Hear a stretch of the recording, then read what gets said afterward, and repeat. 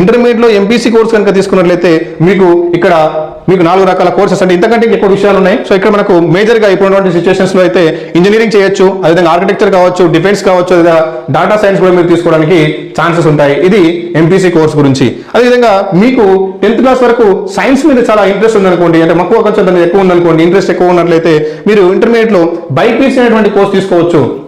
So ఈ BiPC అనే కోర్సులో మీకు ఆఫ్టర్ బైపీసీ అంటే మీరు 2 years బైపీసీ చదివిన తర్వాత నెక్స్ట్ మీ కెరీర్ ఏ విధంగా ఉండొచ్చు అంటే ఇందులో మీరు మెడిసిన్ చేయొచ్చు, అదేవిధంగా ఫార్మసీ సంబంధించి చేయొచ్చు, అదేవిధంగా అగ్రికల్చర్ సంబంధించినటువంటి చేయొచ్చు, అదేవిధంగా నర్సింగ్ సంబంధించినటువంటి కోర్సెస్ కూడా మీరు నెక్స్ట్ ఫర్దర్ గా ఇంటర్మీడియట్ తర్వాత చేయడానికి అవకాశాలు ఉంటాయి. అంటే ఇది మొత్తము మీరు సైన్స్ బ్యాక్గ్రౌండ్ మీద సంబంధించింది. సైన్స్ లో మీరు ముఖ్యంగా బయాలజికల్ అండ్ ఫిజికల్ జువాలజీ సంబంధించిన కోర్సు మీద మీకు ఇంట్రెస్ట్ ఎక్కువగా ఉంటుంది 10th క్లాస్ లో. So you can choose BiPC course. So the next CEC and MEC course. So ఈ సిఈసీ ఎంఈసీ అనే కోర్సు కనుక మీరు గమనించినట్లయితే ఇందులో కొత్తగా ఒక సబ్జెక్ట్ ఉంటుంది, అది కామర్స్ అనే సబ్జెక్ట్. సో ఈ కామర్స్ అనే subject up to 10th class దాకా మీరు ఎక్కడ కూడా చదివి ఉండరు.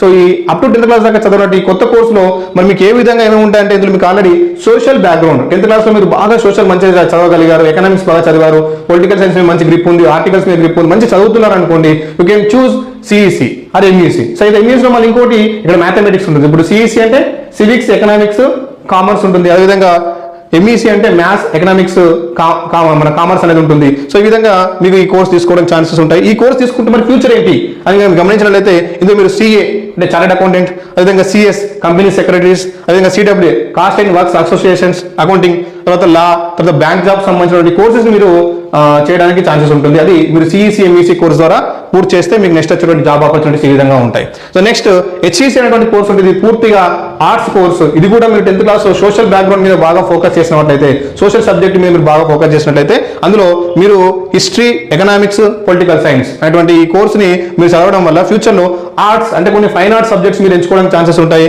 అదేవిధంగా జర్నలిజం చేయడానికి, సోషల్ వర్క్, అదేవిధంగా ఫ్యూచర్ లో బిఎడ్ కానీ టీటీసీ కానీ లైక్ కోర్సెస్ చేసినప్పుడు అందులో అంటే ఇవన్నీ కోర్సెస్ కి వెనుక నెక్స్ట్ మీరు టీటీసీ చేసుకోవడానికి ఛాన్స్ ఉంటుంది.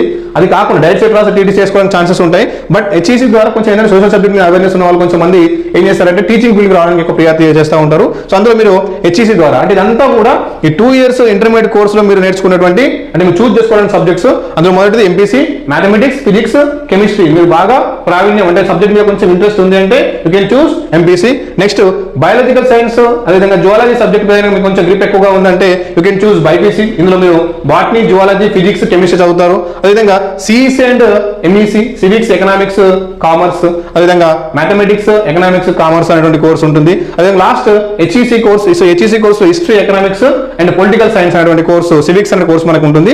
సో ఇవి ఇంటర్మీడియట్ కోర్సు కనుక మీరు 10th అయిపోగానే ఇంటర్మీడియట్ కనుక చూస్ చేసుకున్నట్లయితే